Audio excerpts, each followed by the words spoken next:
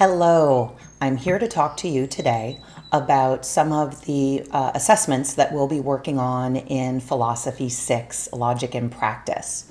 So this video is an overview of our assessments. And then I will alert you to upcoming videos. In other words, videos that will be embedded within each of our discussion forum pages so that you have an opportunity, if you have any confusions about the discussion forum prompt, the video, fingers crossed, ideally should give you some ways of thinking about how you can move forward with the discussion forum.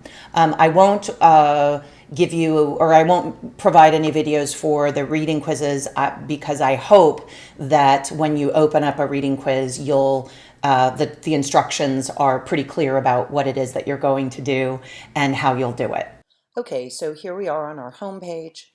You are going to access discussion forum prompts as well as the field in which you enter your response by clicking in first a given week, the module for a given week, and then scrolling on down to the complete section.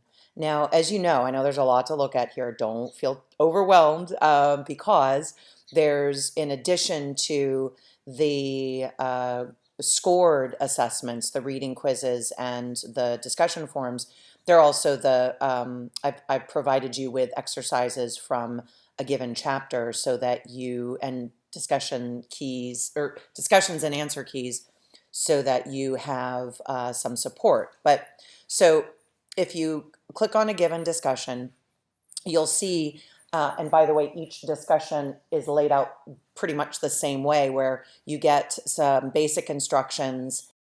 And in this case, and in at least a couple of others, you're given the passage or passages that I want you to work on, and then you're given a way to think about what I'm asking you to do in this particular case, and then you get a sample. And then below that, you have your reply instructions. So think about it this way. Everything you need with respect to this discussion forum, and any discussion forum, is here in the prompt itself. But you should also take advantage of, let me back out here. You should also take advantage of at least one or two of the relevant videos. So for example, for our first discussion forum, I would think that the basics of exposition, analysis, and argument video would be helpful. Alternatively, argument basics is helpful. And then also the basics of evaluating argument. Well, sorry, no, that's wrong. Not evaluating, but the practice with identifying argument elements. So not that you need to watch all of those, but those would be the ones that I think are the most relevant to the discussion prompt. But then also you want to, or in lieu of videos, you want to read the chapter associated with argumentation. So what you might want to do is look at the table of contents for a given chapter, and then say, oh, I see that Mia is talking about an argument here in chapter 1, section 3, subsection 3, right? By the way, so I don't know why I went from 0 to 1 and then jumped to 3, but I did. So I'm not going to fix that now. This has been going on for some time. But anyway, that's the basic idea for completing your discussion forum. My advice is you look at what you're being asked to do, then either or both find the relevant chapter, section of a chapter, or video. I hope it's the case that I have identified the videos in such a way that you should, by their title alone, determine which video is the most relevant. But, you can always take a look at the start of a video where I tell you what we're going to discuss in a given video, or if you're looking at a video from an outside source, then you might also, if they do their job right, you might also get the same thing there where they tell you at the outset what they're going to talk about. Also, just as a reminder, when you're looking at a given chapter or section of a chapter, you should see the table of contents. So, as a reminder, as you're paging through each of the discussion forums, you will see again that the layout is should be the same for each, right? You get some basic instructions. If I'm asking you to deal with a passage, you're given the passage, and then you get either further instructions or, and typically it's both, an example, right? So that you can gauge by way of the example or a worked sample what it is that you're being asked to do, right? And I hope that the instructions are pretty clear, but again, if you have questions, let me know. And then it's always the case where there is a peer response or a peer reply. The instructions for that part of the discussion forum is posted below the original prompt. Remember too that before you can see anyone's response, before you can see anyone's original post, you need to write your original post. Then everybody else's if there is anyone else who has posted,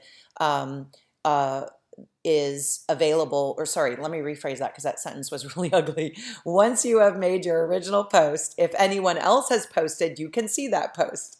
If no one else has posted, then keep cycling back to see that someone else has posted, so that you've got a class member with whom you can engage. So you got to make your original post first. Don't forget that's due on a Saturday. And then your peer response is due on a Sunday, and you can see those peer responses once you've made your original post.